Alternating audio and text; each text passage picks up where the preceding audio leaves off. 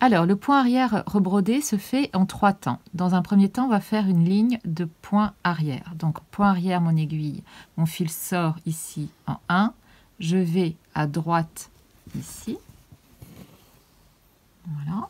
Et comme c'est un point arrière, maintenant, je vais aller ici en 3. Et je vais faire une petite ligne avec ce point arrière. Donc, point arrière parce que je reviens sans arrêt sur ma droite. Donc, j'avance ici et je repique dans le point précédent. Donc ça, c'est le principe d'un point de ligne, 10 points arrière. Voilà. Alors après, on règle son point, et l'important c'est d'avoir des points qui sont réguliers. Je vais en faire encore 2. Voilà, pour avoir une ligne suffisamment grande et pour bien mettre en illustration le principe de ce point arrière que l'on va venir rebroder. Donc maintenant, je vais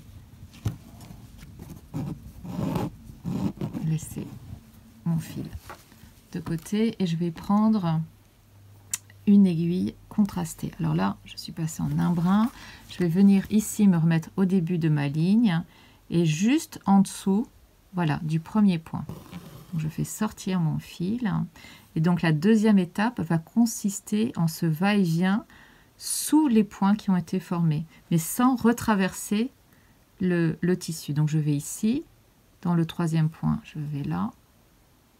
Et je vais ainsi reprendre chaque point et me glisser sous chacun des points, sans trop tirer mon fil non plus, pour bien créer comme un petit maillon.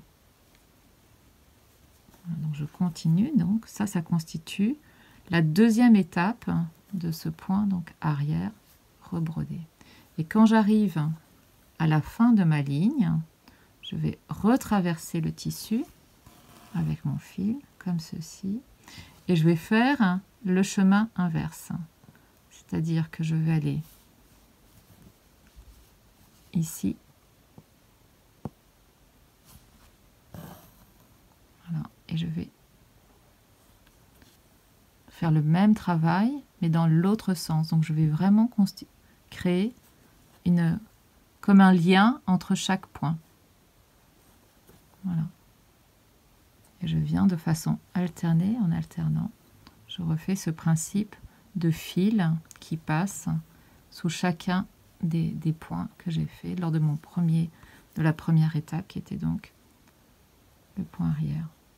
J'ai donc une petite chaînette. Alors ce qui est intéressant, c'est de le faire avec 2 fils de couleurs différentes, comme ici. Donc là, on reconnaît le point arrière.